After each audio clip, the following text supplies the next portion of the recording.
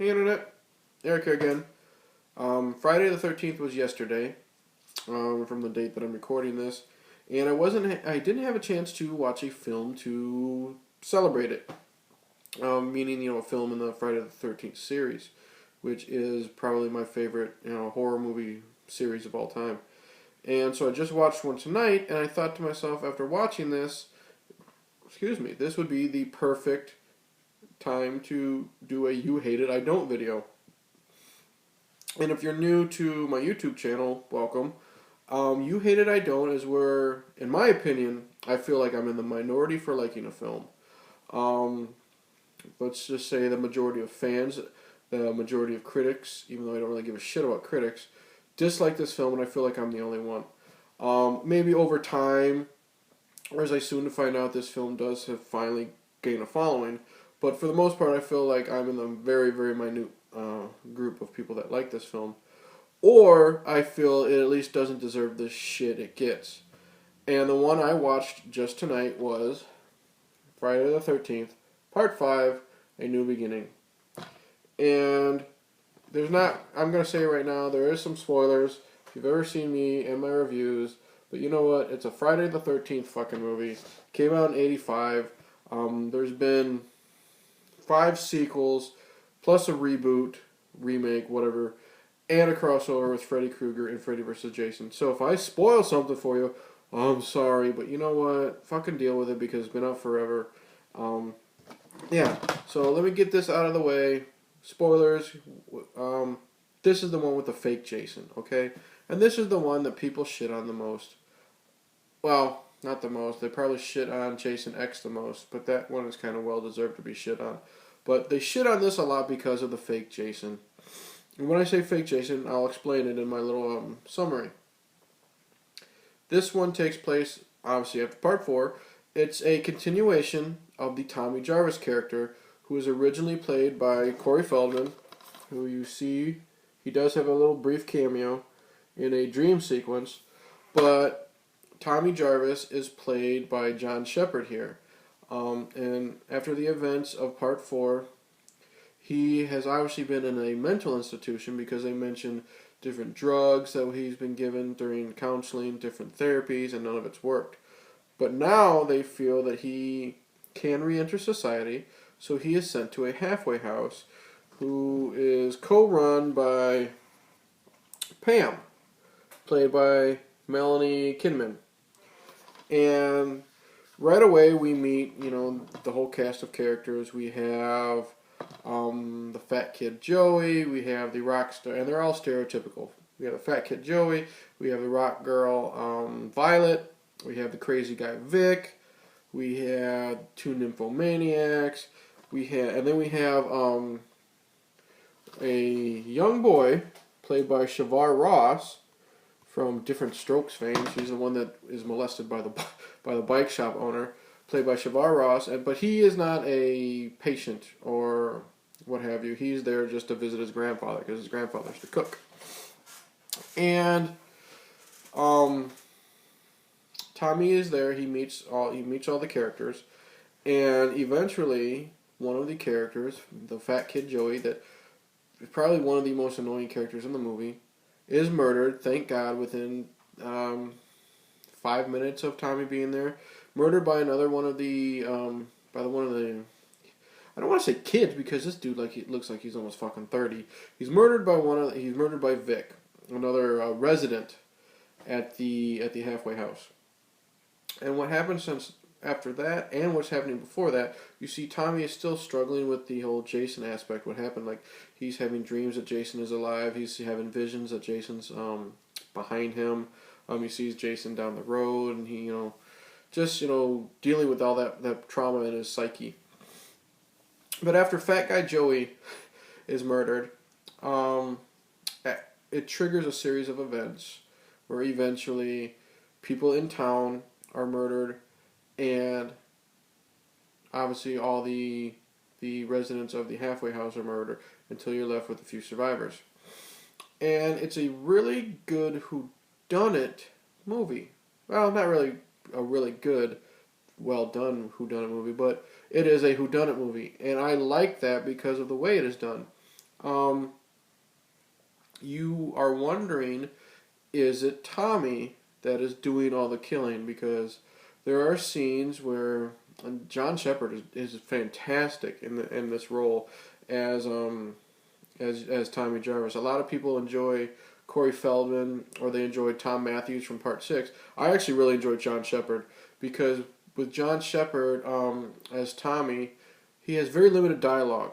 It's all um, body language and it's all facial expressions. And what I like about him is you see how damaged he is, and like there are certain scenes when like some of the kids at the halfway house are kind of messing with him, and they literally like poke him in the chest, and he just snaps like that. He grabs one of the students, and, like backdrops him into a table and starts punching the shit out of him. And John Shepard is so thorough with his punches and so quick with like kicks and takedowns and stuff like that. You believe that this man is like a trained killer. So it makes you think: is Tommy Jason? Or is Tommy the murderer pretending to be Jason? Because they make a statement that Jason is dead and buried. It happened between the two films, or not buried. The mayor says he's been cremated, but then the sheriff says, "Did you really see that happen?" So there's also that: is Jason really alive, or obviously is it a copycat killer? So yeah, Tom Shepard is great as Tommy Jarvis, Tom Shepard, John Shepard. It's a good thing that I now know how to do subtitles in my YouTube videos because you know what? The way I ramble and fuck shit up, yeah, I'm going to confuse the hell out of people. But John Shepard as Tommy Jarvis is fantastic. Love him. He is my favorite portrayal as Tommy Jarvis. Yeah. There are some very good, interesting kills here. A lot of them are just the typical hack and slash, but there is a kill with some pruning shears to the eyes, which is very memorable. And then one of the residents is killed by having his head crushed while against the trunk of a tree, but he's got like a leather strap thrown across his eyes, and it's twisted until his head snaps or whatever. Very good special effects for what we do see. Because one problem with this film is it was severely edited because back in the 80s, man, the MPAA had to fucking stick up their ass when it came to violence in films. And this one was cut to shit, and Part 7 was cut to shit. Real bad. But what you do see, I think, is very well done. Another character that I really enjoy is the character of Ethel.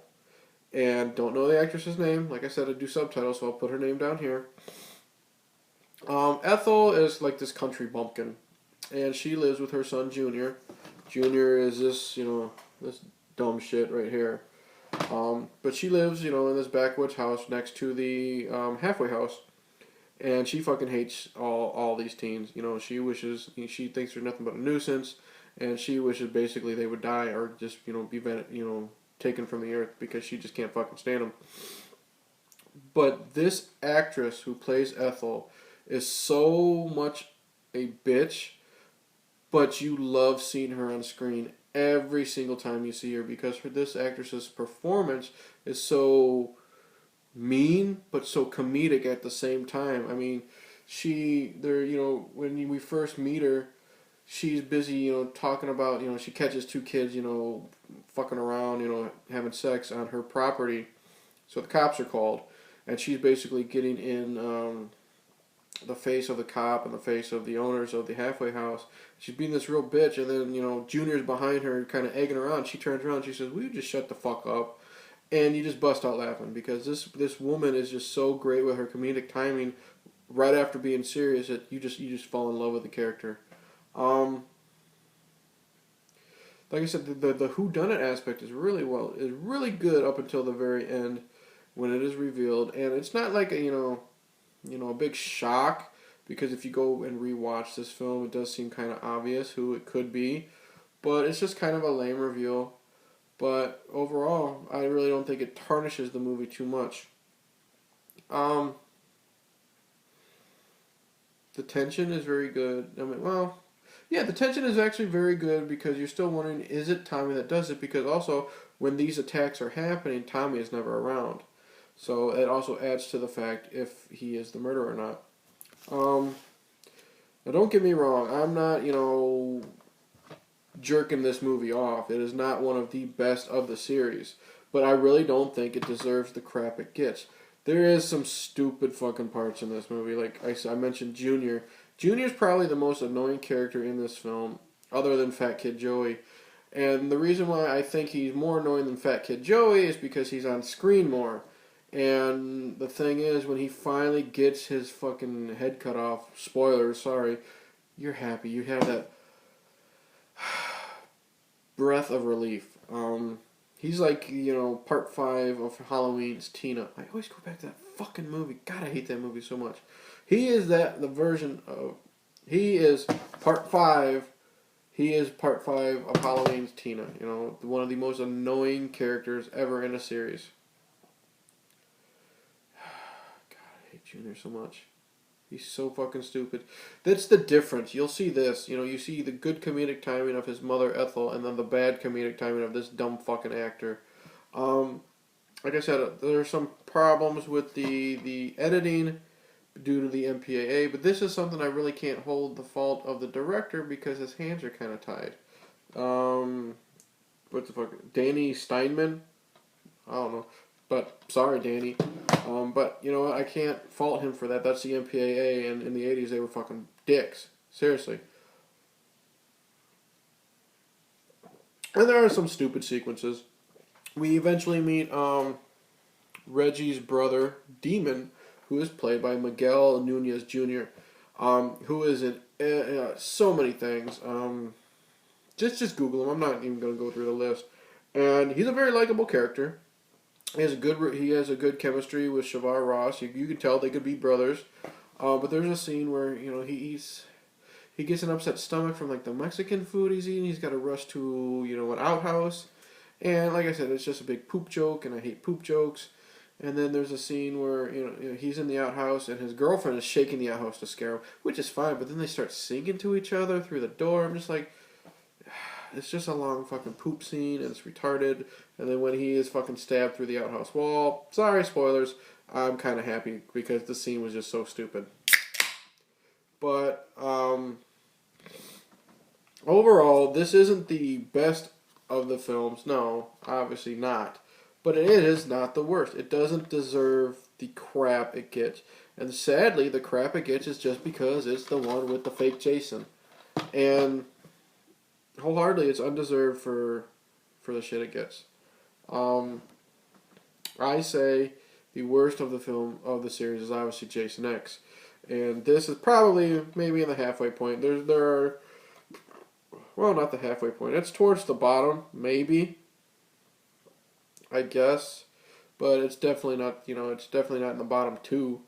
Well, you know what? This would be tough if I had to rank the Friday the 13th films, in my opinion, because a lot of them get stale, but a lot of them attempt to change up the series, take it in a different direction.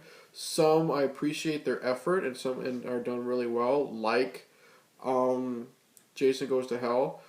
Some are attempted and the results are mixed, but I can appreciate the effort, like this one. And some can suck a big donkey's nut, and it could be like Jason X, which is nothing but like a fucking sci-fi movie original. But what have you. So yeah, I say go into this movie if you've never seen this movie, but you're watching my review, and I've already spoiled it for you.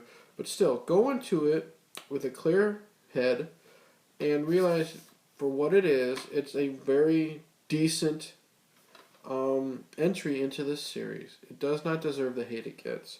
They're really, it's hard to kind of do a review or defend a slasher movie like this, especially the 5th one in a series. But like I said, I'm trying to defend it as much as I can, especially because it doesn't deserve the hate it gets, and I've said that probably 100 fucking times in the span of 15 minutes. So yeah, Friday the 13th Part 5, A New Beginning, worth a watch. I still watch it every time. every time me and my wife do a Friday the 13th series watch. And I have no problem watching it. I only wince when fucking Junior's on screen. It's not like I said, I'm going to go back to it. It's not like Halloween 5. It's better than Halloween 5. That should be right here. Friday the 13th, a new beginning. And then on the back, instead of a terror is reborn, it should say it's better than Halloween 5. There you go. Give it a shot. So that's it. Thank you for watching. Thank you for trying to, making it through me rambling for 15 minutes about a Friday the 13th movie that is, shit on so much. Yeah, if you like this video, please like it. Please subscribe. Please comment below. Tell your friends. Tell your enemies. Yeah, and hopefully you'll come back for another video. Please watch my older videos because I mentioned doing the subtitles. I'm now going back and gradually adding subtitles to my older videos for, like, if I can't think of an actor's name or an actress's name like I did during this. Or in my first video where it's pretty much just ripping George Lucas a new asshole, I've added what at least I think is funny subtitles, which I think make the video a little bit more funnier.